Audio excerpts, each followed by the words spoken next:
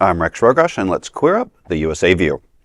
National Mall Prayer Rally promoted Christian nationalism and anti-LGBTQ+ ahead of midterms.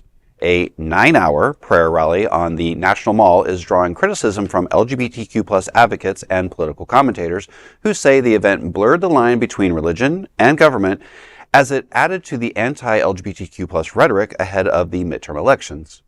The white Christian-only event called, quote, Rededicate 250, a National Jubilee of Prayer, Praise, and Thanksgiving, end quote, featured messages from President Donald Trump, Speaker Mike Johnson, Vice President JD Vance, Defense Secretary Pete Hegseth, and several conservative Christian leaders. Johnson stood on that stage and prayed over the nation to save it from, quote, sinister ideologies, end quote. Commentator John Casey writes about the rally in The Advocate, saying, quote, this 9-hour prayer marathon wasn't a holy gathering. It was a cynical get-out-the-vote operation underwritten by the taxpayer dollars and private church money. It was a calculated attempt to energize the evangelical base, end quote. The rally also featured clergy members with long histories of anti-LGBTQ+ statements, including evangelist Frank Graham and Robert Jeffress. Graham has previously supported international laws criminalizing homosexuality, while Jeffress has referred to homosexuality as a perversion. President Donald Trump delivered a pre-recorded scripture reading from the Oval Office, quoting 2 Chronicles 7:14. Queer advocates warn the event signals a renewed push to making queer rights a central issue in the upcoming midterm campaigns. Critics say the rally reflected growing concerns about the merging of conservative politics and Christian nationalism in the United States.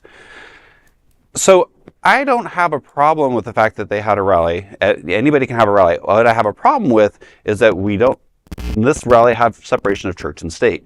The president, vice president, speaker, none of them should have had any business saying anything, pre-recorded or not, at this rally. Period. I'm actually surprised that Pete Hegseth can stand up to actually go to a rally. But actually the idea of politicians attending prayer rally goes deep and far deep. I mean, it's been happening since Bush Jr. at the very least. Doesn't make it right. No, I didn't say that. I didn't say that. Right. It doesn't mean that it is right, but it is now turbocharged up to 11.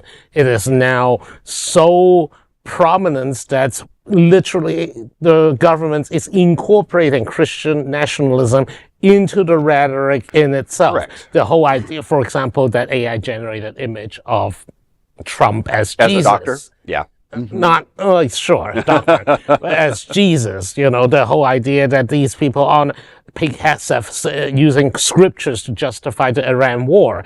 All these, even Bush didn't do this, and Bush was one of our very, very religious president and administration were trying to suppress queer rights all over the place.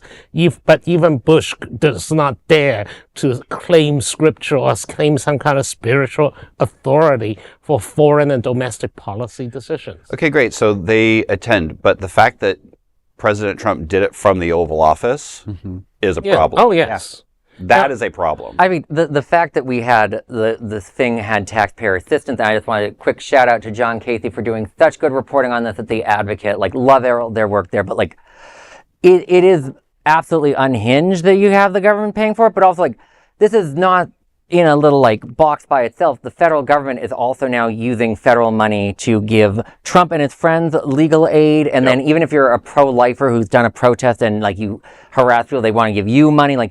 This is this giant support from Trump to everyone he likes. And I say, well then fine. When I want Kamala or whoever's the next president, I want her to actually fund all the trans stuff. I want her to pay me for being a queer. I expect the Democrats to give me all sorts of money if you're going to let the Christians get all this money. But also, I think there would be a great case looking at the way that Trump has been designating groups terrorists and Florida's has been terrorists. This looks more like a terrorist event than a traditional religious event. Why is the government not banning it outright, considering they said they're going to start banning all the queer marches and whatnot? And if I can add, I think that it's a wake-up call for all the people who are excluded religiously and ethnically.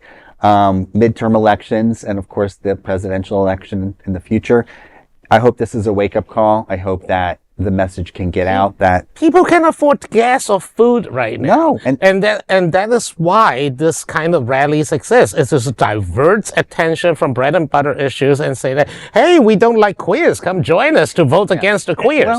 But why can they not afford gas right now? Well, there's one man, only one human being on earth is responsible for why gas is expensive, and it's because the president decided to go to a war without no congressional support that no one else has ever done. And our great leader has said, I really can't worry about people's finances. I'm misquoting him, but basically that general idea, we just have to focus on I mean, he misquotes everyone. You don't have to be accurate with him.